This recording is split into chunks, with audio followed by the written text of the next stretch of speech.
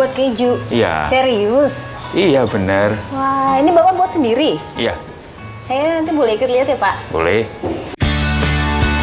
Setiap datang ke peternakan, tak kurang dari 100 liter susu sapi yang Pak Tri beli. Pengolahan langsung ia lakukan di peternakan agar kualitas susunya lebih terjaga. Semakin segar susu yang diolah, semakin baik juga kualitas keju yang nanti dihasilkannya. Umumnya, susu sapi segar melalui proses pasteurisasi sebelum diolah. Namun, Pak Tri tidak melakukan hal itu. Susu langsung melalui proses adifikasi atau pengasaman. Setelah itu, susu dicampur larutan asam sitrat yang telah diencerkan dengan air, aduk, dan diamkan selama 5 menit. Setelah susu menjadi asam, campuran berikutnya adalah rennet. Rennet adalah enzim yang berbentuk tablet dan saat ini hanya bisa didapat melalui impor. Setelah dicampur, rennet susu didiamkan lagi hingga 1 jam.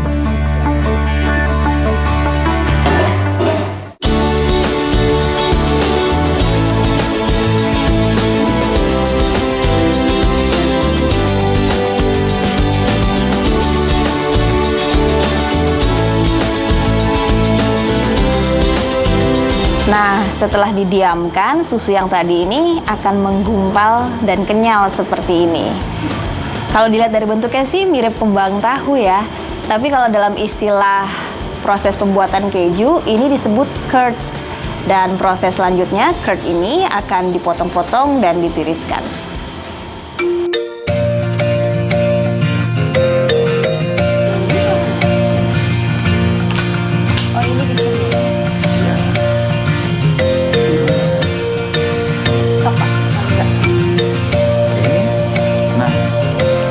Dan tahu susu atau curd ini siap dibentuk menjadi keju mozzarella.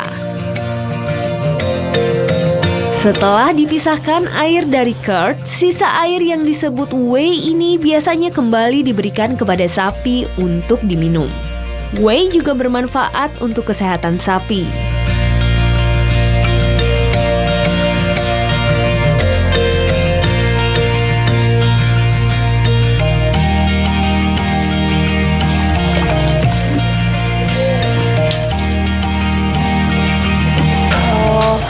Semua jenis keju, apa prosesnya memang seperti ini, Pak? Iya, sebagian besar jenis keju yang padat memulai pemrosesannya dengan penggumpalan seperti ini. Oh, terus setelah airnya dipisahkan ini, proses selanjutnya apa sih, Pak? Tahap selanjutnya adalah penggaraman dan perebusan. Di sini juga tempatnya? Enggak, tempatnya di dapur di rumah.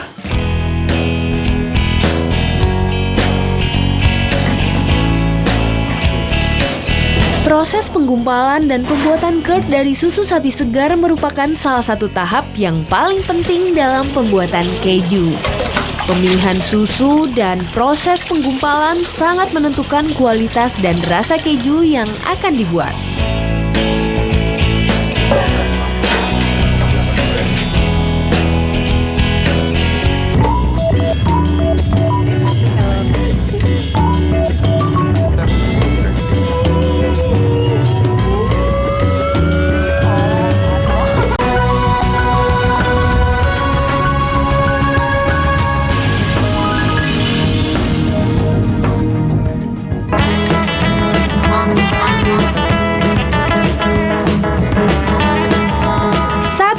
Diperkirakan ada 400 jenis keju di dunia yang dibedakan dari penggunaan susu dan bakteri yang berbeda serta proses pematangannya.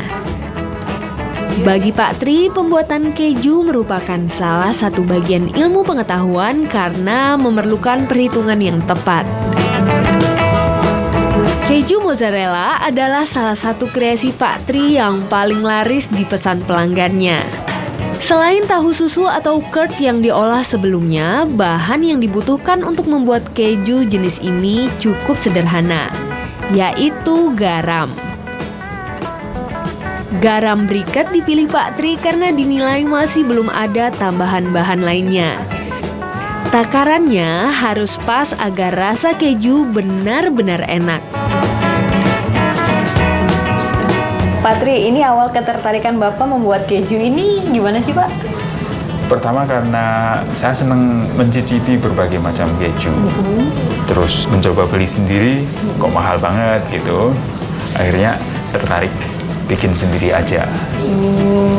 Untuk bikin keju ini Bapak pertama-tamanya itu belajarnya dari mana? Saya belajar membuat keju sendiri dengan bahan-bahan dari internet, dari berbagai artikel yang saya temukan di internet. Kemudian saya mencari bahan-bahan yang diperlukan untuk membuat keju. Saya langsung mulai praktek membuat keju.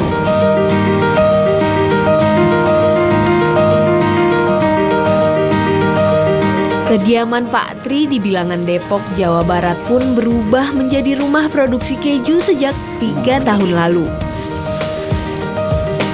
Dan kali ini kami pun bersiap membuat keju mozzarella yang bahannya sudah disiapkan sebelumnya, yaitu curd yang telah diberi garam.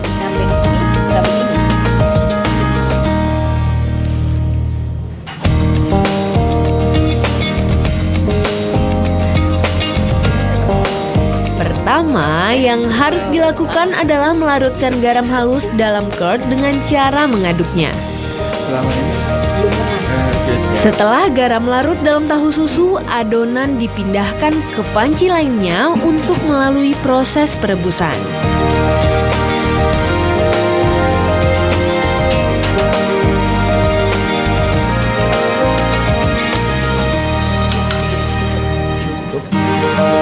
Proses ini memakan waktu sekitar 15 menit. Adonan curd harus terus diaduk dengan suhu 75 derajat yang harus tetap dijaga.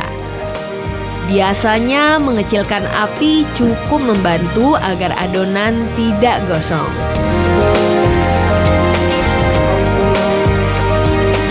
Setelah dianggap cukup, adonan diangkat dengan cara diulur.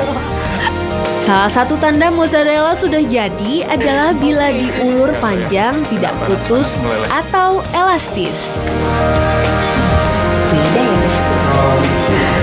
Wah, sudah jadi ya Pak ya? Ya. Nah, kalau sudah menjulur dan tidak putus seperti ini tandanya keju mozzarella sudah jadi. Tapi masih ada proses selanjutnya supaya keju ini bisa tahan lama. Langkah selanjutnya, setelah cukup kelenturannya, mozzarella dicetak ke dalam toples. Pak Tri biasa merapikan keju ini agar tidak berantakan dengan membuatnya seperti bola. Ternyata tidak mudah seperti kelihatannya loh. Keju mozzarella ini masih panas. Tapi Pak Tri terlihat santai karena sudah terbiasa melakukannya.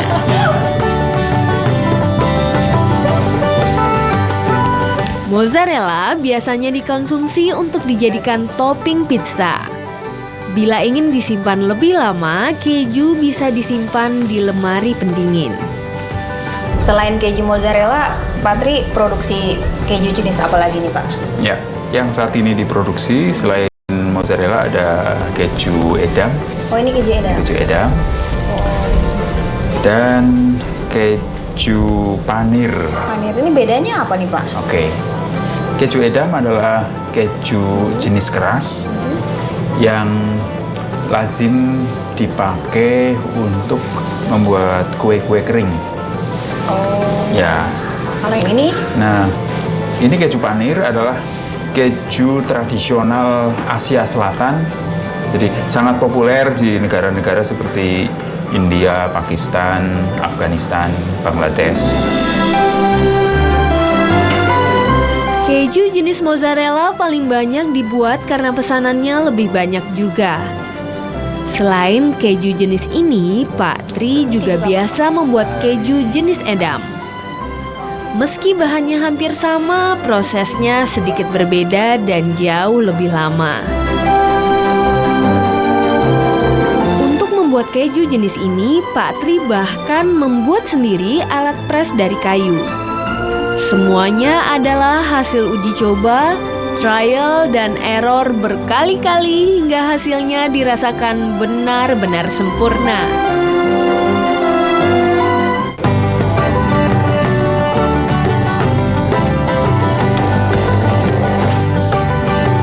Selama ini biar masif lah.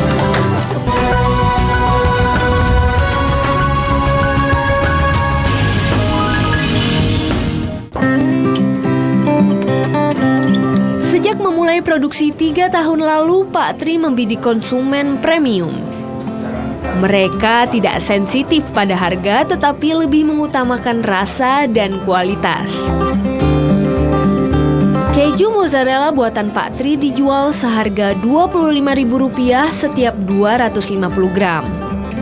Sementara keju edam Rp25.000 untuk 200 gram.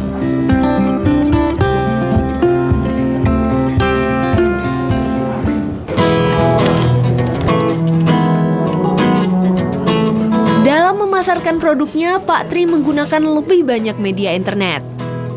Meski skalanya rumahan, produk keju miliknya telah sampai ke Banda Aceh.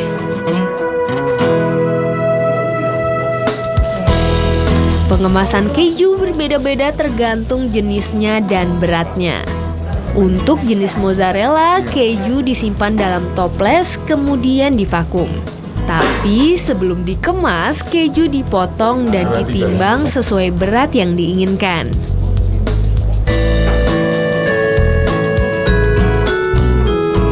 Karena sifatnya lunak, mozzarella harus disimpan di dalam lemari pembeku hingga mengeras.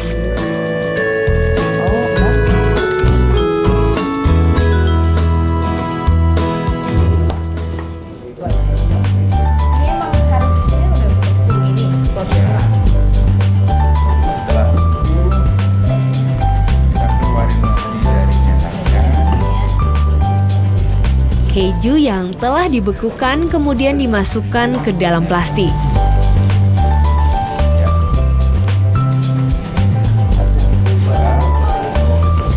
Setelah itu, semua udara yang ada di dalam kemasan ini dikeluarkan dengan mesin vakum. Semua proses dari awal hingga akhir dikerjakan sendiri, termasuk membuat kemasan seperti ini. Jadi harus benar-benar. Hingga saat ini, produk keju ini masih diproduksi oleh 2 orang, yaitu Pak Tri dan istrinya. Pak Tri mengaku produknya masih tertangani hingga belum memerlukan karyawan. Keju yang telah divakum kemudian dimasukkan ke dalam toples. Khusus pengiriman jarak jauh, media kemasan juga menggunakan bahan styrofoam yang didesain sendiri. Pak Tri dan istri biasanya menggunakan jasa kurir untuk mengirim keju ke langganannya. Omset penjualan keju buatan Pak Tri kini mencapai Rp15 juta per bulannya. Ibu ini bikin kemasan sendiri, Bu? Iya. Ini ada perlakuan khusus nggak, Bu, dalam mengemas si keju ini untuk dikirim? Ya, ini kan pakai stoples itu ya, biar tidak merubah bentuk nantinya setelah sampai di sana. Terus ini kenapa pakai styrofoam? Karena styrofoam lebih ringan, terus juga menjaga lebih tahan terhadap cuaca di luar. Ada pernah komplain? Semua produk keju dibuat secara manual, pengemasannya pun dilakukan secara manual. Pemesan akan menerima keju pesanan dalam beberapa hari tergantung jarak. Bila jaraknya dekat, Pak Tri biasanya akan mengantarkan produk ini langsung ke konsumennya. 8 jam kayak ini. Saat ini sudah 1.500 orang yang memesan keju buatan Pak Tri dan istrinya. Orang yang memesan cukup mengirimkan pesan singkat ke nomor telepon seluler yang tercantum di alamat websitenya. Setelah jumlah pesanan dan alamat diketahui, Pak Tri akan mengirimkan harga yang dibayar untuk ditransfer. Kalau di Setelah itu, keju dikirim ke alamat yang bersangkutan. udah hafal.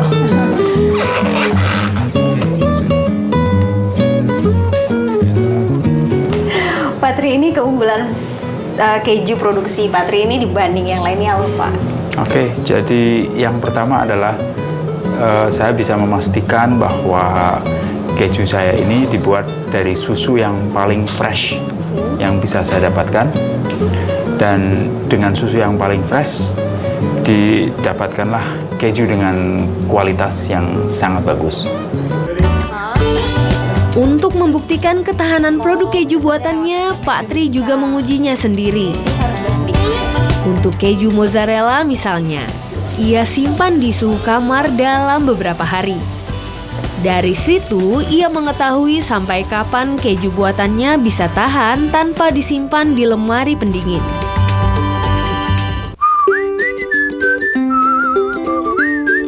Siapa sangka, di antara kita ada orang asli Indonesia yang dapat membuat keju dengan cara tradisional.